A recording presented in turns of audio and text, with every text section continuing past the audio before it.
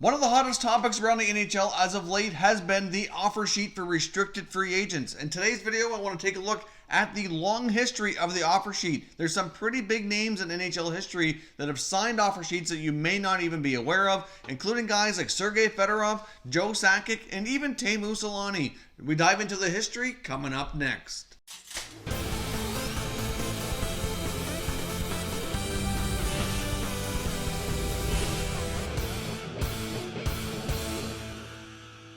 Welcome back here to Top Shelf Hockey. Now, as I mentioned today, we're taking a look at some history in the NHL, the offer sheet, which has been around for quite some time now, over 30 years of NHL history, and there's all kinds of big names that have signed offer sheets that many of you may not be aware of. Now, in more recent years, the offer sheet hasn't been used to its fullest extent, but we've seen plenty of times in the past where it was. A couple of quick notes here as well. There's a couple of key articles that I found during my research and fact checking here that are linked down in the description below if you kind of want to read through this and have a little bit more of the firm details on all these different offer sheets. The year was 1986. The first NHL offer sheet came down in 86 when Gary Nyland, a defender for the Toronto Maple Leafs, was in a contract dispute with then Maple Leafs owner Harold Ballard. Their division rivals, the Chicago Blackhawks, signed Nyland to a 3-year, $620,000 offer sheet. The Leafs were unwilling to match, and Nyland was sent to Chicago. The compensation for the move turned out to be Ken Yaremchuk, Jerome Dupont, and a 4th-round pick in the 1987 draft. Now, obviously, you'll see here that the rules on the offer sheets and the compensation models have changed a fair bit here over the years. Now, we wouldn't see another NHL offer sheet until 1988. Now, at that point, the Edmonton Oilers were in a bit of an awkward position with their owner, Peter Pocklington, being in a cash trap type of position here. That, of course, was the summer when we saw Wayne Gretzky, the greatest player of all time, traded from the Oilers to the Los Angeles Kings. Now, the New York Rangers kind of sensed that the Oilers were vulnerable at that time, and they were noticing that Jeff COURTNALL was unable to sign a contract here with the Oilers, so they attempted to get him through the offer sheet method. Now, of course, back then the rules were different, so after signing the offer sheet and while deciding during the 7-day period to match or not, they actually traded COURTNALL to the Washington Capitals, and they, of course, now owned his rights and decided to match the offer sheet, and he became a Capital at that point in time. So way back then when the offer sheets were fairly new to the NHL, they could be traded. That rule only came in much later, where the NHL decided that players who signed an offer sheet could not be traded for a year's time, especially if the offer sheet was matched, or could not be traded during that process. So obviously the rules are quite a bit different now than they were back then. Now, in 1990, the St. Louis Blues got into the offer sheet business, which is going to be a common theme here you're going to see throughout this history. The Blues were a very active team here. In 1990, they signed the first legitimate, really star player to an offer sheet, going after defenseman Scott Stevens, who at that point was basically the cornerstone of the Washington Capitals defense. Stevens was a very important player for the Capitals at that time, putting up a 72-point season. Ultimately, the Capitals did not match the offer sheet, and the Blues gained themselves a top defender. The Capitals received compensation of 5 first-round draft picks. So it was a pretty steep price to pay for the St. Louis Blues, but they landed themselves a pretty top player. In 1991, the St. Louis Blues continued their offer sheeting ways, which led to a couple of bizarre situations here. They had first signed winger Dave Christian from the Boston Bruins, and then, of course, the Bruins later retaliated by signing Dave THOMLINSON and Glenn Featherstone from St. Louis just 4 days later. The situation was eventually resolved when all 3 players changing teams, so none of the offer sheets were matched. The Blues ended up with some extra draft picks out of this as compensation, which was essentially ended up being a 2-for-1 trade. Now, unfortunately, for the rest of the NHL, St. Louis was not done there. They then made an offer sheet to the New Jersey Devils forward Brendan Shanahan that same summer. Now, this created a problem here for the Blues, as the compensation for Shanahan should have been 5 first-round picks here as well. But, of course, the St. Louis Blues did not have those picks. They lost those picks after the offer sheet for Scott Stevens. Now, the Blues originally offered Curtis Joseph and Rod Brind'Amour along with a few late-round draft picks as compensation, but the Devils would not budge. Eventually, the issue went before an arbitrator, and they awarded Scott Stevens to the New Jersey Devils, thus nullifying the move that was made in 1990 by St. Louis on the offer sheet when they originally acquired Stevens in the first place. So that's how Scott Stevens became a New Jersey Devil. Of course, he went on to have a lot of success there, winning a Stanley Cup. So obviously Scott Stevens is a player that's been linked to the offer sheet here, probably more than any other player in NHL history. Now, the Blues were not done there. They went on to offer sheet Michel Goulet, who had an impressive career at that point. He's with the Chicago Blackhawks. The Hawks, however, did match the 4-year contract offer that the Blues had presented and was originally signed by Goulet. We would also see Adam Graves move from the Oilers over to the Rangers, with Troy Millette going as compensation. And we also saw the Boston Bruins try to offer sheet Kevin Stevens at the Pittsburgh Penguins at the time, who was one of their top players. Bruins GM Mike Milbury gave the power forward a 5-year deal worth over $1 million per season. The idea of Kevin Stevens, who was originally from Boston, playing on a line with Cam Neely, just seemed too good to pass up here. But after several days of suspense, the Penguins did decide to match the offer. And of course, he went on to have a remarkable, more of a career here with the Penguins afterwards, winning multiple Stanley Cups. Now in 1992, despite being drafted by the Jets earlier in 1988, 4 years later, Teemus Selanne was looking to make his NHL debut, and the Winnipeg Jets were having a hard time getting him signed to a contract. Now, actually, what ended up happening here, he received an offer sheet here from the Calgary Flames, and a 3-year deal worth $2.7 million. The Flames were really trying to lure the Finnish Flash over to the Calgary organization. Can you just imagine had the Jets not matched this offer and he would have ended up going to Calgary? I think it's fair to say that we would have seen history change here quite substantially. But the Winnipeg Jets were hoping to not have to pay nearly that much to bring Selanne over to Winnipeg, but ultimately, due to the offer sheet, they had no choice. Obviously, they made a good move. He got playing, though, and had a 76-goal rookie season. I don't think they had any issues any longer paying him that contract, but originally it was kind of looked upon as being kind of risky. And can you just imagine Selanne in a Flames uniform? Certainly some good food for thought there. Now, when 1993 comes around, the St. Louis Blues are back at it again with the offer sheets, trying to take Marty McSorley from the Los Angeles Kings. The Kings, however, did match that. That same summer, we also saw the San Jose Sharks sign Kelly Miller from the Capitals to an offer sheet, but also the Capitals ended up matching as well. So a couple offer sheets in 93, but both were matched. Now, in the summer of 1994, there was a lockout looming, but not even that could stop the Blues here from their offer sheeting continuing even further. They signed Peter Nedved, who was involved in a contract holdout with the Canucks, giving Craig Janney in a second-round pick as compensation.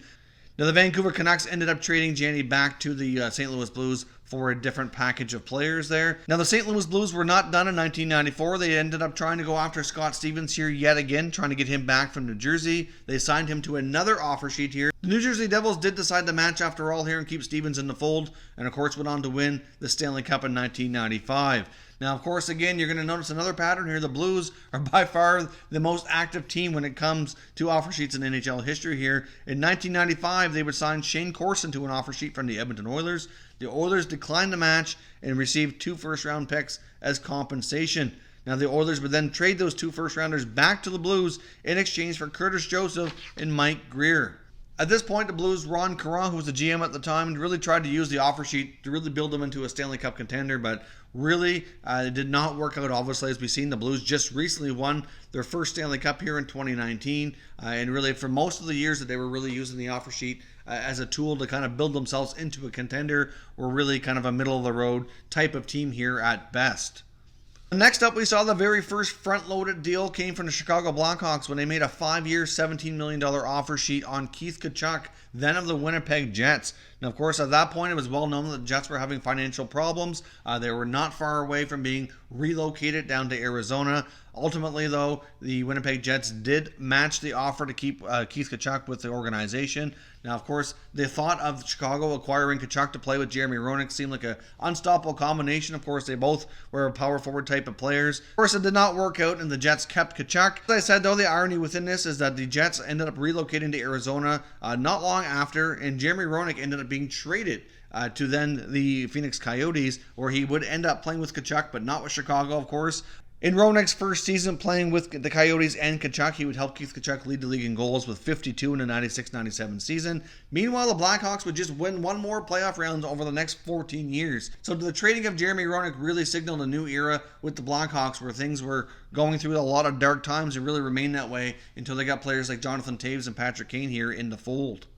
Now that takes us to 1997. In 97, the New York Rangers were going to make a major splash year attempt to bring themselves a top player. Here's sense weakness that Colorado would not be able to match and made a massive offer sheet here to Joe Sakic of 3 years and $21 million. The deal featured a $15 million signing bonus and $2 million in annual salary.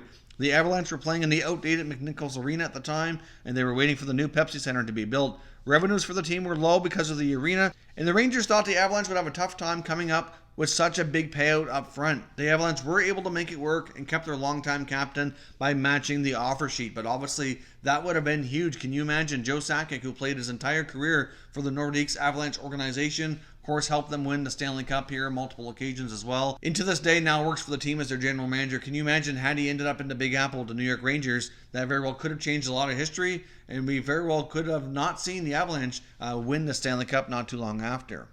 Now, later that summer, we saw the Philadelphia Flyers successfully land Chris Gratton from the Tampa Bay Lightning through the offer sheet method here. They offer sheeted him on a 5-year contract at $16.5 million, which they chose not to match. Gratton, of course, was the 3rd overall pick back in the 93 draft and had been a 30-goal scorer in Tampa. It was really starting to look like he was going to be one of the best power forwards around the NHL. Now, the Flyers had hoped he could be like a dynamic duo with Eric Lindros. They were really building a big, strong, physical team here who had the ability to score. Now, the compensation in this case was 4 first-round picks, which were promptly traded back for Mikhail Renberg and Carl Dykhuis. Now, Gratton did not work out at all in Philly, and even as early as one season in, he was looked upon as a major disappointment, and after paying such a huge signing bonus and having only for one season, he ended up being traded back to Tampa for Renberg. He would never again reach 30 goals and really deteriorated as a player and never had nearly the success that he had prior to the offer sheet. In 1997, we saw another offer sheet, this time with the Toronto Maple Leafs putting out the offer to Canucks defenseman Mattias Ohlund. They put an offer sheet out for 5 years and $10 million, which he ultimately did sign and accept. However, the Vancouver Canucks did choose to match the offer and keep Ohlund with the club. Now, in 1998, we saw another big name sign an offer sheet, and that was Detroit Red Wings forward Sergei Fedorov, who was in a bit of a contract dispute with the Red Wings at the time. Now, at that point, Peter Karmanos, who was the owner of the Hartford Whalers Carolina Hurricanes organization, was involved in a non-NHL related business dispute with Red Wings owner Mike Ilitch, owner of the Red Wings at the time. Karmanos saw the opportunity to take a shot at his rival and put together a really front-loaded 6-year, $38 million offer for Fedorov, but ultimately the Red Wings matched and he remained with the organization for a long time and had a ton of success, but obviously that was a little bit more of a personal battle than it was on the ice. But at the same time, I guess he ended up helping his rival get the contract sorted out, so I'm not really sure that he ended up hurting him longer term, considering how good Fedorov was and how much success they had afterwards. Now that takes us all the way up to 2006. We had a big stretch there with no offer sheets, but in 2006, the Philadelphia Flyers GM Bobby Clarke brought the return of the offer sheet, going after Canucks forward Ryan Kesler, who signed a 1-year contract at $1.9 million on the offer here, but ultimately the Vancouver Canucks did end up matching and keeping Ryan Kesler, who at that time was really considered to be probably a solid third-line player, but ultimately built himself into more for the Canucks and has had a pretty solid career. Of course, now we see Kesler battling a lot of injuries and his career might be over. Now, the following year, in 2007, the Edmonton Oilers kind of stunned the NHL with a major offer sheet going after Buffalo Sabres forward Thomas Vanek on a 7-year, $50 million contract. I mean, you could kind of see the logic in a way.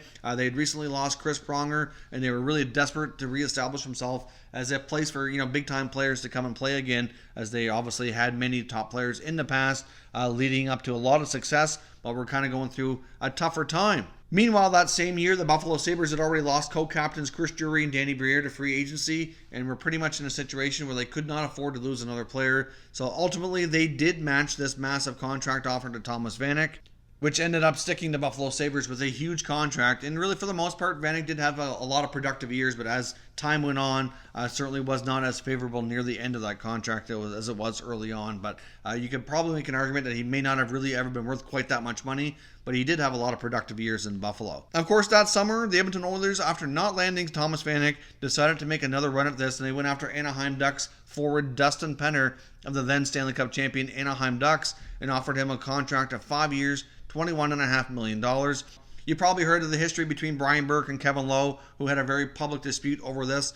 Brian Burke was not fond of the offer sheet here at all. You probably know ultimately the Ducks decided not to match the offer sheet. They were in a bit of a cap situation as well, where they had younger players like Corey Perry and Ryan Getzlaf who needed new big-time contracts. They could not afford to pay Penner the amount that the Oilers were offering here, so they let him go and took the compensation, which was a first, second, and third round pick. In 2008, we saw the Canucks offer sheet Blues forward David Backes for a 3-year deal worth $7.5 million.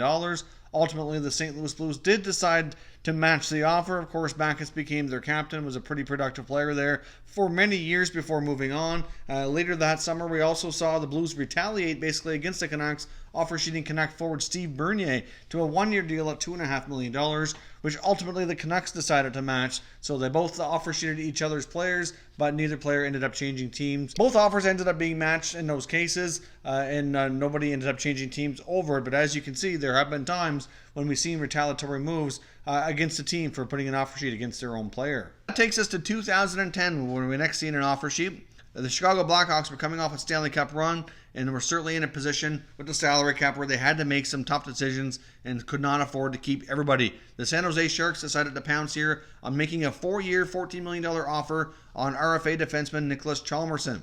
Now, ultimately, the Chicago Blackhawks decided to match this offer and keep HJALMARSSON here in the fold, but what that did cause them to do is to not be able to sign goaltender Antti Niemi, who had gone through salary arbitration. The Chicago Blackhawks decided to walk away from the award, making him an unrestricted free agent, and the Sharks, of course, signed the cup-winning goaltender to a contract here after, and he went off to be the goalie in San Jose. So ultimately, even though the Sharks were not successful in their bid to land Hjalmarsson, they did get a piece out of Chicago that they were very interested in Antti Niemi. Now that takes us up to 2012, which was where we've seen the biggest offer sheet ever signed and ever presented here when the Philadelphia Flyers went after Nashville Predators defenseman Shea Weber. Now, of course, to this day, this contract's still in effect. We've talked about the Weber contract many times and how it might not be the most favorable here, but of course, this is one of the reasons why the NHL had made a lot of changes to the rules around contracts and shortening up the maximum term and whatnot, because this is kind of crazy here. But they offered him a 14-year, $110 million deal,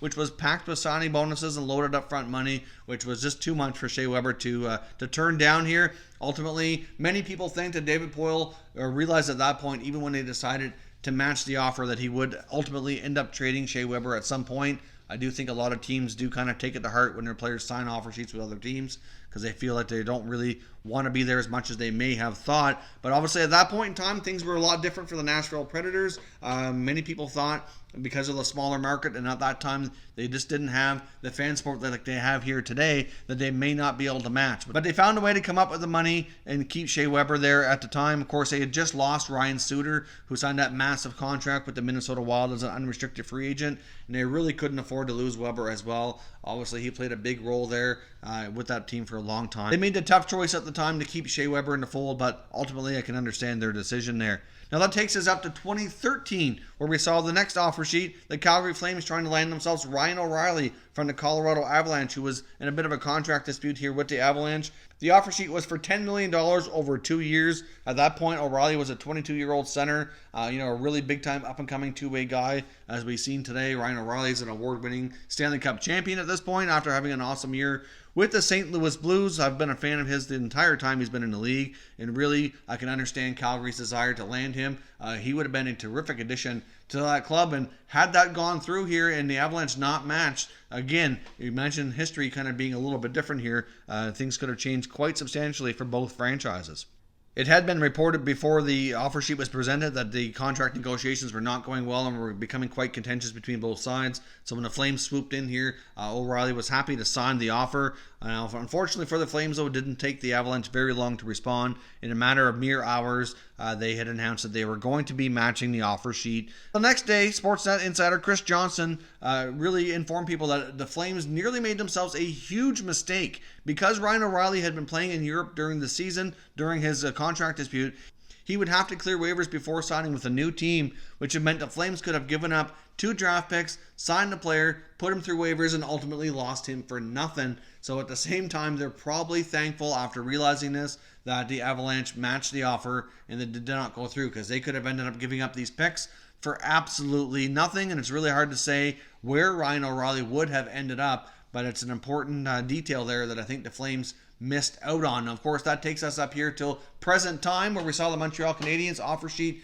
Canes forward Sebastian Aho, $8.5 million over 5 years, which ultimately the Carolina Hurricanes decided to match, and we've talked about that offer here many times. But obviously, with all the other talk here that we might see some top guys like Patrick Laine, Mitch Marner, all these other top RFAs that are potentially could receive offer sheets this summer. I'm not sure if we're going to see any more or not. Even though the more recent offer sheet history has been relatively quiet, we haven't seen a lot of these in recent years. Back in the 80s and 90s when this all first came to be, it was a little bit more like the Wild West times when GMs were not afraid to go after their rival teams and try to get themselves some top young players. Will we ever see the NHL go back to those days? It's probably doubtful here, but at the same time, it's fun to look back at NHL history and see with all these offer sheets that would actually have been signed over the years that many of you have not been aware of, really could have changed the course of history for many of these teams. Let me know down in the comment section, do you think the NHL is ever going to see a time here again where the offer sheets become as common as they were years ago? Or do you think we're going to see the norm here like we have today, where we might see the odd one, but it's not going to be a tool commonly used by NHL general managers? If you're new to the channel, consider subscribing. You're going to see the round subscribe icon here on the screen, so make sure you click that for all future content. Turn on notifications so you don't miss any future content here as well. If you enjoyed this video as well, make sure you give it a thumbs up and make sure you click over here to watch my most recent video if you haven't had a chance to watch it already. Thank you very much for watching, and I will catch you next time.